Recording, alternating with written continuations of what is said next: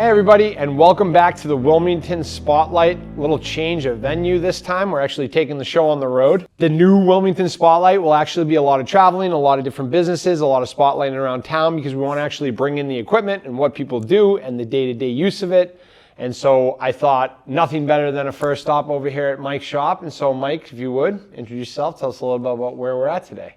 So I'm Mike Capistran here. I'm the owner of Mike Capistran Athletics at 625 Main Street in Wilmington. Born and raised here in Wilmington, decided to put the business here to help the community, adults, kids, athletes. We've been doing this now for 5, 6, going on 6 years. Been in town now about 3. So we're just here to kind of change lives. Perfect. And you work with all of the population, so you work from everything from the youth sports, and even a guy like me who might be getting physical training or things of that nature, or a runner. I'm a runner, so like we do that stuff, Yeah, so we start with kids somewhere between the ages of 10 to 12. Mm-hmm. So long as they want to do it. Right. They don't feel like they're forced to do it. Right. They enjoy doing it. And then I obviously say they need to be supervised, which obviously when they come here they're supervised, right? So if those boxes check off, 10 to 12 is kind of when we start them. We actually kind of started to graze more towards some adult population. Love it. When I started doing it was strictly just kids. Okay. 100% kids from coaching hockey. And then we started to have adults asking us of the kids, the parents, if we train adults, and we're like, yeah, sure, why not? Right. And we just kind of started going a little bit more down that route because we realized that I guess half the day kids are in school. Right. So it's that's a good point. So we're like, how can we reach more people? How can we start changing more lives, make them stronger, faster, healthier? Whether it be gaining weight and muscle, strength, balance, weight loss, kind of the whole big picture. Pains and chronic things. So yeah, daily aches and pains. We get a lot of that. So it's good. It's good to have around. And so this is good to know this resource. And so one thing I'd say is if we're walking into the shop today, and this is kind of taking the show on the road, is the difference between what I'm going to see walking into a shop like this, like I see the jump flag so I can jump up, see how high I can reach, because obviously that's eye candy that pops out. You see some things around here. What is it that you see that I wouldn't normally see walking into a shop like this? Well, I'm going to say 2 things. One, cleanliness, right? Because I look at if I was going to a place, I would not want to walk into a place that is disgustingly filthy. Right. Right. It's just, to me personally, that's a turnoff. Right. I've been to places like that. It's not necessarily a good or bad thing. It's just my preference, right? So if it's not something that I would want to do, I can't ask people to do it. Mm-hmm. Right. So we take great pride in keeping this place immaculately clean. And then the other thing would be specialty equipment, right? If we look around, there's a lot of equipment that you might not see in a standardized commercial gym. I mean, even if you take a look at the walls behind us, with some of the attachment pieces, I have a motto that says, let's make equipment fit you rather than having to make you fit equipment so the body can move a little bit more in kind of a natural, pain-free manner. And given the individual, that means you probably need a lot of different approaches to that, right? Yeah, I mean, generally speaking, a lot of humans, adults, have a lot of similarities. A lot of kids have a lot of similarities, but there are some kind of minor discrepancies. Mm-hmm. But you're talking more like nitty-gritty details, like for an example, like ankle range of motion, right? A lot of people, there's one, it's called dorsiflexion, right? When it's basically knees going over toes, plantar flexion, right? When we're pointing the toe kind of down. So an example, if you look behind you, there's a couple different pairs of squat wedges, right? So it's just something like that where if someone can't get into a deep squat, we use wedges for that, right? So that's just a kind of a quick example. Well, that's why we're on the road today. So why don't we actually go check out a few of these tools and a couple things around the shop? Maybe even try one of those exercises. Yeah, let's get it done. All right, Mike, show us around a little bit. What tool gets used the most around here? So honestly, I would have to say over on this wall when we take a look, our dumbbells and kettlebells are probably the pieces of equipment that get the most use, right? Because they're very versatile, large variety in weight. They can fit the body a little bit better. You could take them and use them anywhere, for instance, as opposed to obviously we love our squat racks, we love our barbells, but when you look at that, you need more space for barbell. To use it in a rack, it's in a fixed spot, so if it's taken, you can't do it, right? So if a dumbbell is taken, let's say 35 pounds, right? We got a 35-pound kettlebell we can also use, right? We also have another variation of dumbbells over here, which were called power blocks, right, where they're interchangeable dumbbells. They change weights, take up less space, and we can go from 20 to 30 to 40 all the way down to 90 in 5 or 10 pound increments. So something like this could fit at your house in your basement. And a medicine ball. So being mobile, this doesn't need a bench or anything of that nature. This is something that, and so if you utilize these types of equipment, you'd say that's one of the tools that we use the most, huh? Yeah. I mean, what tool do you think, so why do you think that these tools are so important? Their versatility and their mobility?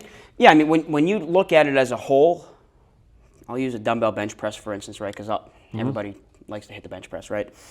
The load distribution in a dumbbell is different there of a barbell, right? And to keep it in simple terms, right? If your left arm is stronger than the right arm's not going to get help from the left arm when you're using dumbbells versus a barbell. Right. Right, so just to kind of keep it simple and break it down. So that's why I'm a big fan of dumbbells and kettlebells. Not to say that I don't use barbells. I use them probably, like I said earlier, maybe 8 to 12% of my training.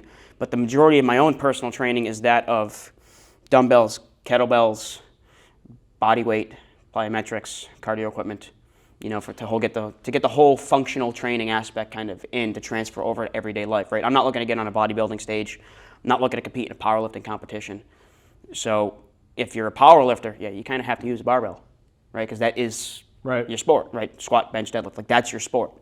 If you're a bodybuilder, you're hitting a lot of, isolation work, dumbbells, cables. They're still not using barbells all that much either, right? Because they're trying to grow the muscle as much as possible. We're trying to get strong in a functional manner, that can help people get out of pain, perform better on the ice, the court, the field, sports, whatever it may be. All right, and this is all good to know, because I wouldn't even have thought of something like, the distribution of arms and stuff like that, and that's good to know, and that's stuff that, like you said, can fit in your basement. I guess parlaying into that, what tool, I guess, would be most misunderstood? You mentioned that the barbell was only 8 to 12% of my personal training. Your personal training. Yeah, even a lot of the kids, I would say the only really barbell movements we have them do are trap bar deadlift, so we don't even straight bar deadlift. In my almost 6 years of doing this, I've probably maybe had one or two people, one kid and one adult maybe, do a straight bar deadlift altogether. Don't do it anymore. Even barbell squatting, don't do it anymore. Really? We do barbell front squats, Yep. right? Because the transfer over to sport, we have to look at how the anatomy of the body works. Let's check that out. So you're saying the dumbbells right here don't actually translate as well into a lot of the different sports we play, even though that we think bench press, squatting, so many different things, dumbbells are involved. A lot of people would actually consider the dumbbell the central nervous system of their routines, and you're saying 8 to 12%. So yeah, I mean, if we take a look here, Right. I mean, we got a bunch of different types of barbells. I would say this is quote unquote what's called the football bar, right, or a multi-grip bench bar. This is a barbell that is very special, right, because you're able to hold it like a dumbbell, right, with a neutral grip. this is the black one? Yep. But then you're overloading as if you would a barbell, right? Now we Okay. take a look over here. This is called a safety squat bar, right? So Okay. you're able to do a back squat, but a lot of humans, when you break down how they move, don't have the scapular mobility to then get in a proper position. So we're able to rest the bar on our back and hold our hands with the handles right here. Okay. Right? Then you take a curl bar, right? We have 2 easy curl bars, one here, one being there, Yeah. right? And it goes to say not all barbells are created equal, because this one's 14 pounds, this one's 20 pounds, right? So it's not all bars are created equal, thicker handle, thinner handle, right? And then we have our standardized Olympic barbells or power bars. That's typically what you'd use, squat, bench, deadlift. But the problem is, right, when we're talking sport training, it's not necessarily like what movement is best. It's just how do we get stronger. That's interesting, because this growing up is by far one of the most Yep. used pieces of equipment. So you're saying, I guess that would be, in the modern era, I could see where you would say the weight distribution versus a straight bar and all that. It would make a lot of sense, actually. And then translate into sport. This so is much, probably our right? favorite barbell to transfer into sport, right? Yeah. Because we're talking trap bar deadlift, we're able to get in more of an explosive, kind of natural, squatty, hingy manner, which we joke and we call it the squinge, right? Okay. Because if you're looking at the squat to hinge spectrum, one being a true squat, say goblet squat, right, when we're squatting with a dumbbell in the front, one being like let's say an RDL, where we're just doing a fully hip dominant movement. This is taking it kind of in between, right? So get a little squatty, little hingy, we call it the squinge, knee action, hip action, right? And we're able to get in more of that kind of explosive, quote unquote, athletic position. So this is why we got guys like you. I'm not sure I understood anything you just said. That's totally fine. But why don't we look at it? Why don't we show it? Why don't we try it? Why don't we see what we got going on here? Let's see what we got. Let's get her out. So this would be considered the most utilized translated into sports. So if I played sports, right, of the barbell. Yes. So if I played sports, things like hockey, football, which, lacrosse, these things, this will be something that we would do in order to translate well into the field or into the ice. Yeah, I mean, if you look at a lot of strength and conditioning, even at the higher levels, Yeah. you go through their training, you might see, guys back squat a little bit kind of in the NFL level. But you're looking at other sports. I mean, basketball guys are so tall. I mean, the squat's just not natural for them, right? So they're not doing that. Hockey, there's really really no need to back squat for hockey. I mean, you look at some of the best, athletes in the world, Olympic athletes, professional athletes in the NHL, and so on. A lot of their training is single leg work and trap bar deadlift. So we'll go over this. We can go over a single leg split squat, yes, something like that, right? And then kind of go from there. Yeah, because a hockey player with leg work, that's interesting to know. So that's cool. All right. So we're just going to kind of layer down. Yep. Right? I'm going to pop over here. I'm very adamant on using clips. Yeah, for safety. Yeah. Yeah, I mean, you just don't want to plate to slide off each side. And I don't know what I'm doing, so that's probably best. Yeah. Well, the number one saying we have is do no harm, and it's not saying nothing's ever going to happen, but it's us, from our perspective, it's don't purposely put someone in a position where you know that something can happen. Okay. Something happens, it's a true accident, right? But we're not going to put someone in a position and be like, okay, let the plates fall off type of thing. All right. This is all good to know. All right. All right, so we're going to grab a blue. I like to roll it out. I tend to roll them if I can. Okay. Don't embarrass me on this one now. Well, from the aspect of saying, I like to kind of save and conserve my energy. Love it. So we'll slide those puppies on. I'm also going to be a little bit hypocritical right now because I have my Nike Dunks on, and I highly advise people against lifting, at least from a lower body aspect, in these. Anything like that, right? So let's actually go there. I customize all my sneakers, so I wear them. They look great, and don't get me wrong, they look great. They're terrible for what we're doing, but they look great. Yeah. But hold on, though. What do you recommend? Because you wouldn't even think of this. I know I'm in my running shoes, which is bad. I'm not in cross trainers. I should have been in cross trainers, but let's talk about that. What's the proper equipment right now? Well, I'm happy you said that those are not great lifting shoes, which people with knee pain, me personally, I like Hokas. There are people that don't like them. Right. But from the sole perspective, they're squishy. They absorb a lot of force. Too soft, too much padding. This is not a for side lifting, support. It's definitely not either. a lifting shoe. This is not a side support. This is a running shoe. So this is actually made for front to back movement.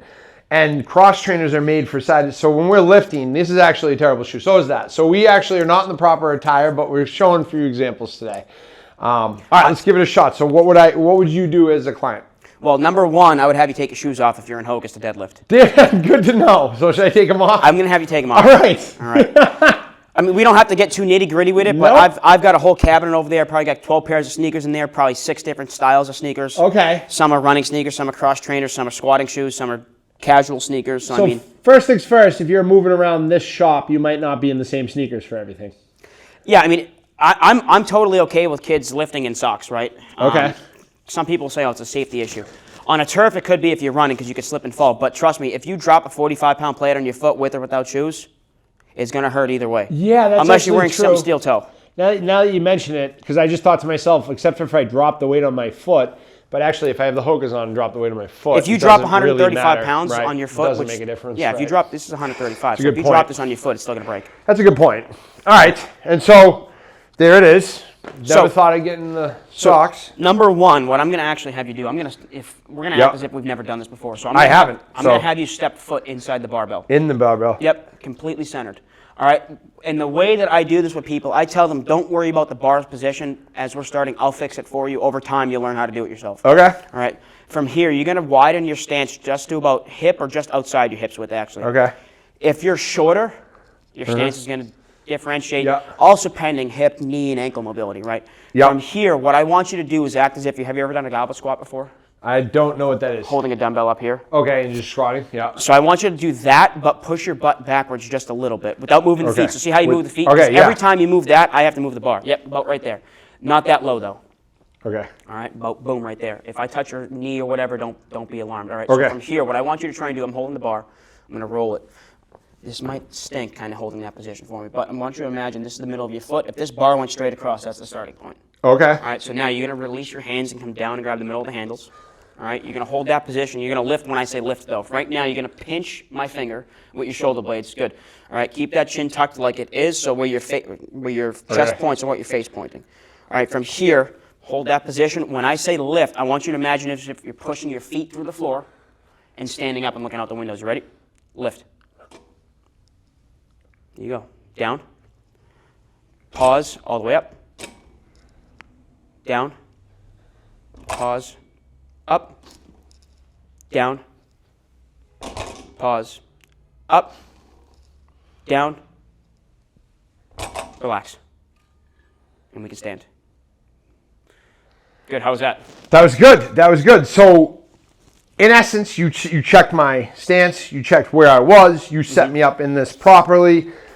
This is the idea behind this whole process is I would never have that type of form or structure or even know where to start, really. I mean, a lot of times we look at this, right, and it's, Right. you know, we get a lot of rounding in the lumbar spine, so your lower back. Right. Right? Is it inherently bad to round your spine?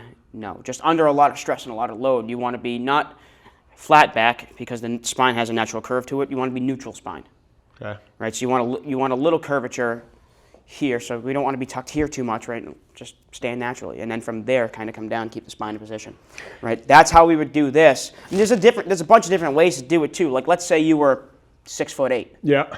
We'd elevate this up a little higher. We put a couple plates underneath it, right? Because it goes back to trying to not make you fit it, make it fit you. Got it. So this is an adaptable. And now translate this into sport for me because you said this is the most translatable. What exactly am I working in this process that's going to bring it to the field or the ice or wherever I... So you're in an explosive position, right? Because that stance I have you in right now, Yeah. you can squat there, you Right. can deadlift there, you Do can a jump lot. there, Yeah. you can broad jump there, Yeah. right? So I mean, there's a lot of versatility being in that This is stance. starting stable position for a Correct. lot of athletes in Yeah. most of our sports. This is where we begin them because we can go in any direction. We can explode in any direction. You know, this is our balance position. So this position right here, in essence, is one of the positions I'm in the most when I play sports. Yep. And this is actually going to work on that for me. The other thing too is Bring you're this all hitting, in. you got your calves, your quads, your glutes, your hamstrings, you got your core engaged, your Yeah. posture, you got your upper back engaged, you got your grip involved, you got your forearms involved. So I'm like working, because I can feel it pretty much throughout the body. You can feel it here, definitely. You can feel it down here. So like you're really working a lot of different muscles in something as one. To me, this is the exercise. king of lower body exercises. Okay. Like I'm not anti really any exercise. There are exercises that I actually have on a do not do list in here. Okay. You know, like a wedding would have a do not play list. Got it. I have exercises that I do not do. in Okay. here. Now You with know. this exercise, so like we had talked earlier about, let's say somebody more my age, I'm a runner. This would be somebody coming in saying like, you know, I want to work on strength maybe in my knees or my ankles or pains and stuff like this. This is still an explosive, this is a good idea to still also do. This is one, right? Yeah, I mean, even to me, it's overused a lot because it's a very technical movement. Yeah. And again, most people don't have mobility for it, right? Right. So if you look at an exercise called a hang clean, Okay. personally, I'm not a fan of it. Does that mean never to do it? No. I'm just not a fan of it, right? Because I look at what can we do that can almost reap the same benefit in a much more natural position, right? So another one, I'm not going to have you do this, but it's called the trap bar power jump, where you'd actually start in that bottom position and you jump with the bar in hands. Got it. Right, because you're doing a loaded jump now. Explosive, right? Now think, simple terms, if you jump with more weight and then you jump without weight, what's going to happen? Jump higher, jump faster. Right. Correct. Okay. And so it's just resistance with it. And then once I get back out in the field, take the weights away, and now I'm exploding off the get on almost everything. Yeah, I mean, even in sport, right, there are times when we're training where we want to lift heavy weight slowly, but we want to try and lift moderately heavy weight or heavy weight quickly. So higher weights, we might want to do a little bit slower, but if it's a lower weight, we might want to do faster, quicker reps for explosions. To a certain degree, I mean, we don't want to be like boom, boom, boom, slamming this off the ground, because then that's just force and momentum, bouncing and bouncing like you're on a trampoline. But even if weight is, well, I like to say, if your last rep, unless we're training for a 1 rep max, if that last rep is like so slow, we got to decrease the load because we want to be moving somewhat efficiently. I want to be able to keep my tempo and speed throughout. That's like a runner's trick where you're able to talk while you run. That's the speed you want to stay at. If you can't talk, you're going too fast. You got to slow it down. So you're saying to me on my last rep, if I'm struggling too much, I am not doing a low weight, high rep exercise then. That's too much weight. I got to pull it back a little. It also depends on kind of what we're doing. True. If we're maxing out weight and trying to get to that, which is a heavy lift action, we would want to be at that struggle. Yeah, because it's at that point we're not worrying about bar speed and so on. Because I like to say if someone's training for a 1 rep max and that bar is able to fly off the ground, we're nowhere near our 1 rep max. And so this is not for a max, this is not for heavy weights, this is a low weight, high rep, show explosion type exercise, or it can be used for both? It can be used for both. Typically, I would say the majority of our rep ranges on something like this, I use in kind of range blocks. So I'll go say I'll start someone at 6 to 8 reps, bump them down to 4 to 6 and go to 2 to 4. But typically trying to hit maybe 4 reps even in that 2 to 4 because I'm not a big fan of going, for most people, especially adults, unless that's their end-all be-all goal is like, I want to see what I can lift for 1 rep. Typically, you're looking at 4 to 8 reps is kind of like that sweet spot. Okay, that's good to know. This is nice then. For what we do. Right, and so you have a lot of the, that's youth, the sports. There's a lot of different people who can benefit from this. What if I was a little bit older and this was a physical training type thing where I came in and I did have an injury, like we were talking about lower body somewhere. You said knees is very common, knee pain, especially in my age group. I wouldn't be surprised if we all start feeling it like pretty big with the knees and stuff. I'm getting to be 40, so with the knees and things of that nature. Now, one thing you had mentioned a couple times, you mentioned it quickly, but so, for instance, if I'm in the shape I'm in now versus the shape I'm in 10 years from now, you can adapt the exercise to fit the person a little bit better. So, like, let's say my knees are bad, and I need work on them from the doctor, and they said physical therapy. There's ways where we can have that spectrum go down from that person can come in and do some work all the way up to somebody that's like, hey, I'm trying to run a marathon, and I'm seeing a little pain in my knee, right? Yeah, I mean, I would even say age to me, and people might say, oh, you're 28 years old, this and that. You don't know. I do know. My grandfather's 88 years old. Right, he's in here 6 days a week working out. Yeah. He trap bar deadlifts. Yeah. He does cable rotations. He does step overs over the hurdles. He does wall ball slams. He does squats. He does farmer's carries, bicep curls, tricep extensions. He runs on the treadmill. At 88, God bikes, love him. He rows. He sled pushes. He sled pulls. He does box step ups. So age to me, and that's why I say people will say, oh, you're 28. Doesn't matter. I see an 88-year-old do it, and my mind goes, if one 88-year-old can do it, why can't every 88-year-old do it? Unless there's a true underlying condition. There are some people that like actually truly have problems, right? And that's totally understandable, right? But I even go back to, for instance, last year my mother had knee surgery, right? Doctor goes, her name's Michelle. Doctor goes, oh, Michelle, you can't squat. So my mother's like, oh, I can't squat in my programming. I go, you have to go back to the doctor and say, how am I supposed to go to the bathroom? Squat. Yeah. Right, so it's just there just has to be some sort of constraint and variable applied, right?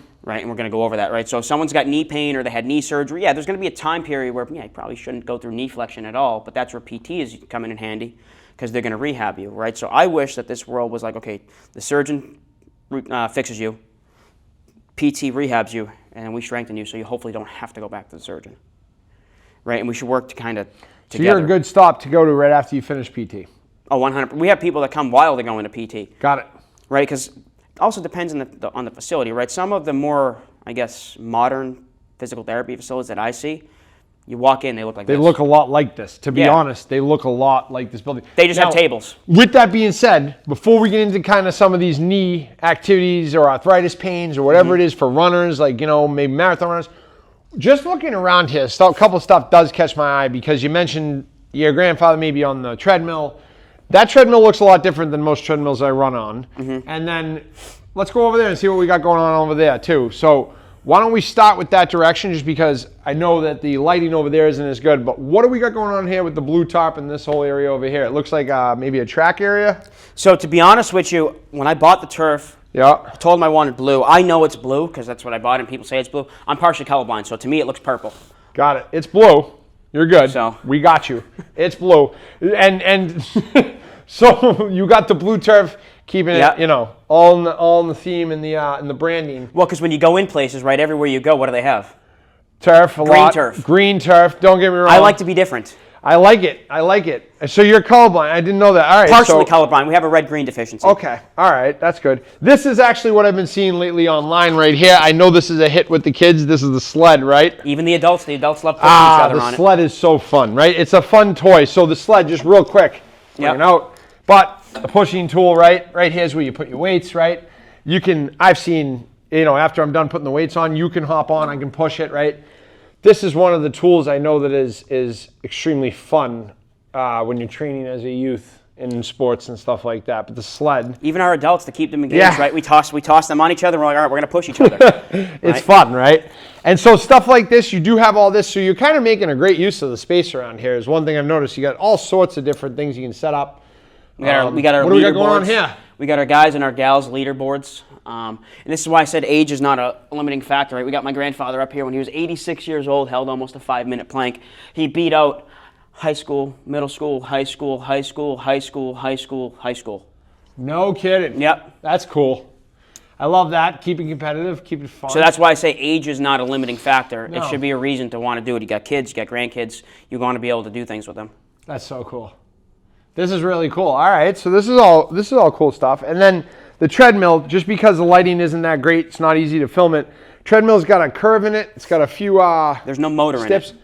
So there's no motor in it. So I'm pushing that when I ride it. So I'm actually, my feet moving forward are going to move that. It doesn't control you. It goes back to the fact that we like specialty equipment and we want you doing as much work as possible, right? So it's very easy to fall on it because if you stop, it don't stop until you control it to stop. So if you're like, just in the middle of it, it's going, it's very easy to fall. So it comes down to a lot of kind of stabilization. But once people go on it a few times, they get a hang of it. That's pretty cool.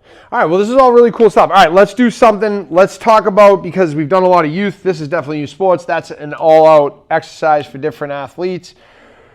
We were talking about possible knee pains. Yep. That's very common in our age groups and stuff. Well, not mine, not yours, but it's getting there. You'd be surprised. I see a lot of kids with knee pain. But What do we do? Well, I was going to say, here's the but. A lot of kids that I see with knee pain or a lot of injuries in general, it's not my opinion. It's due to the overuse of playing sport, this whole kind of year-round prerogative, right? Going back to when I was playing sports, kids would, have an accident, they'd break their arm, they'd break their ankle, but you wouldn't necessarily see all these orthopedic issues ongoing all year round, right? And it's the push of we got to play this kind of 12 months out of the year, we're going to fall behind. Trust me, you're not going to fall behind. I played with a lot of good kids who were athletes, and they took time off. And a couple kids went pro. Yeah, specializing, overdoing it with these kids. I think as somebody that's in this field, saying this out loud is really important. I played hockey a couple years all year round. I got better at the sport when I started dialing back because I was able to focus on more strength and conditioning, rehab, recovery, rest of playing other sports. Other sports bring in other agility, movement. I think that and it gives you a break mentally. So, and it gives you that factor of I want to go back and play. Yep. And you don't kind of that burnout sensation. We have a couple of general rules of thumb. No more than 2 activities a day. Right, because kids need rest. Right? You can't, biology's biology, right? Anatomy's anatomy. You're not going to overcome that. Your sport's not different, your body's not different. Well, it's the truth is you wouldn't go for 3 jogs in a day. I wouldn't go to the treadmill 3 different times in a day. That's unhealthy as a runner.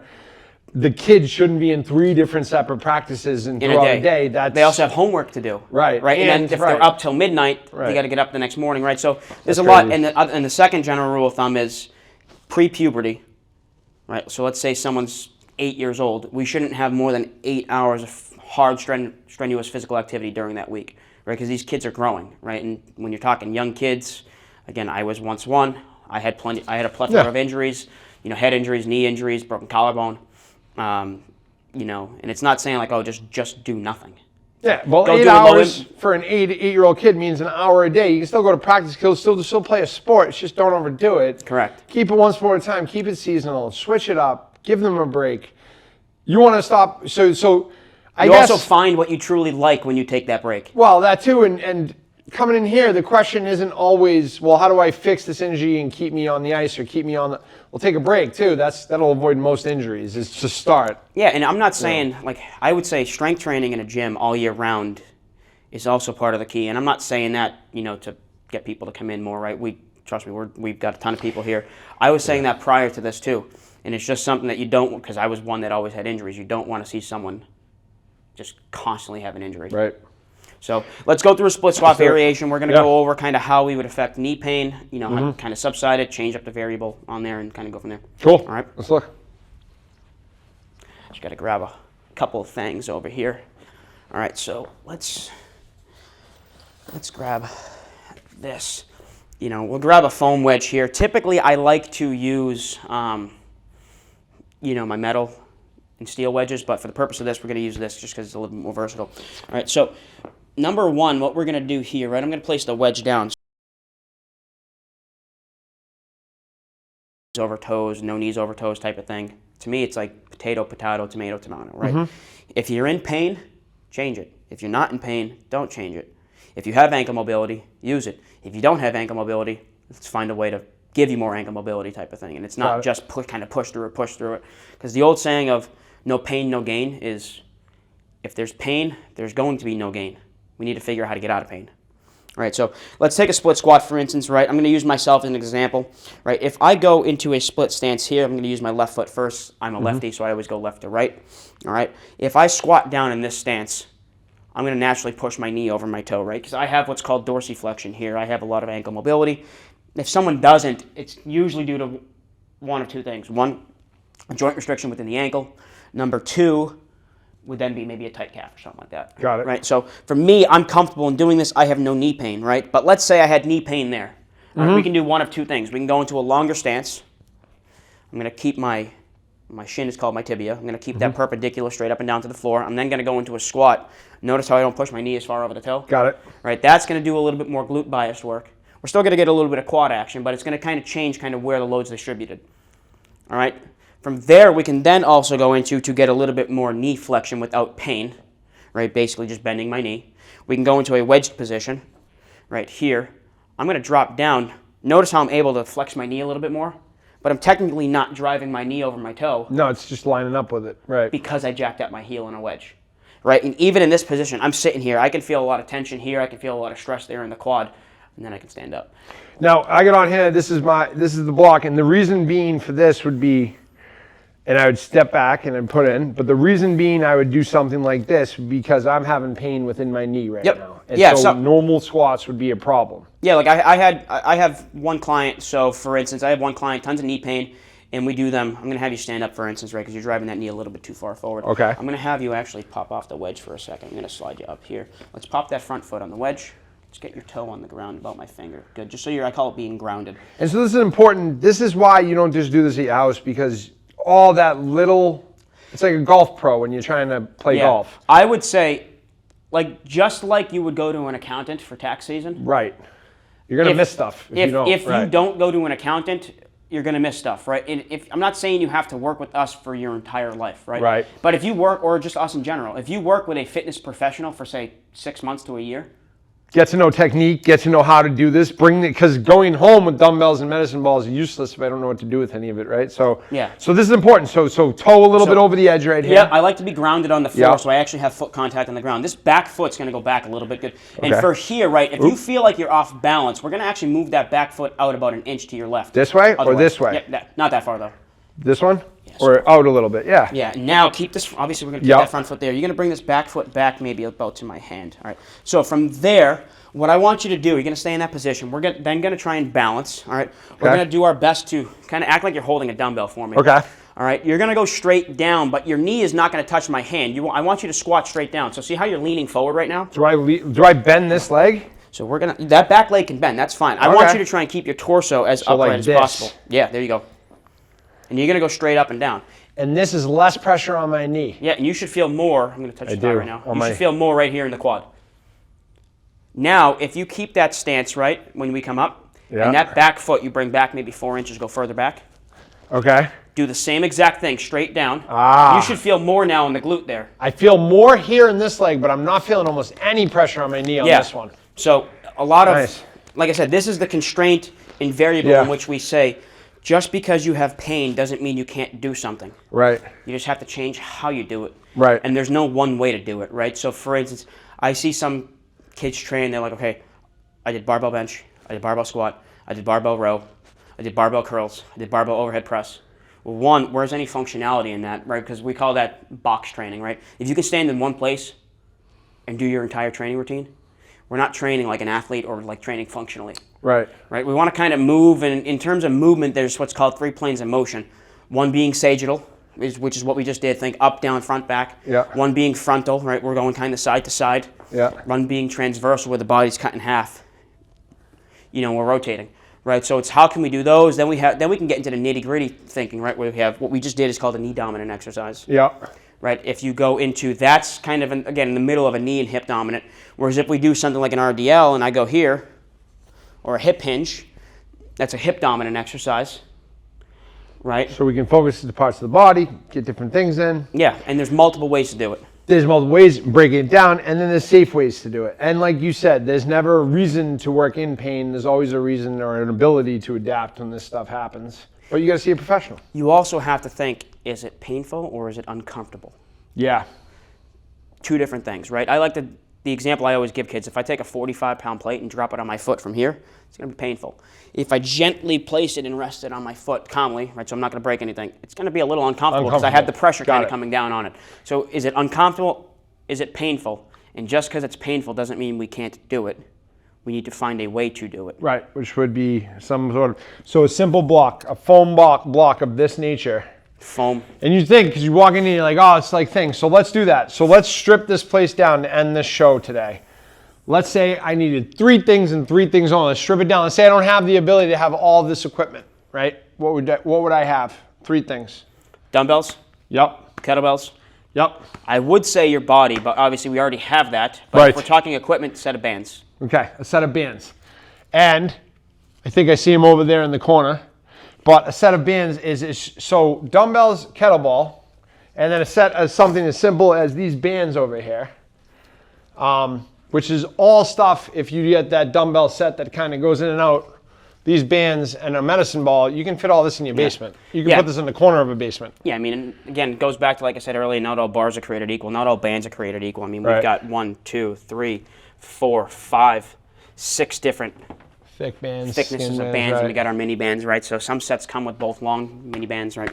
Something as simple as a band, an electric band, or a piece of foam. So, well, Mike, this has been absolutely great to see this, to get on the road for the first time here in Wilmington. You've done a show with us before, so we appreciate you letting us come down and really get to know and check out this shop, because it's an incredible setup. Yeah, it's a lot of fun. I mean, working with kids, adults. Yeah, this would seem like it wouldn't be it would be the best. So, last tip of the day is basically is how do we get in touch? How do we do something like this? What if we wanted to actually get involved in something like this? What would we do? So we're on Instagram, Facebook. Yeah.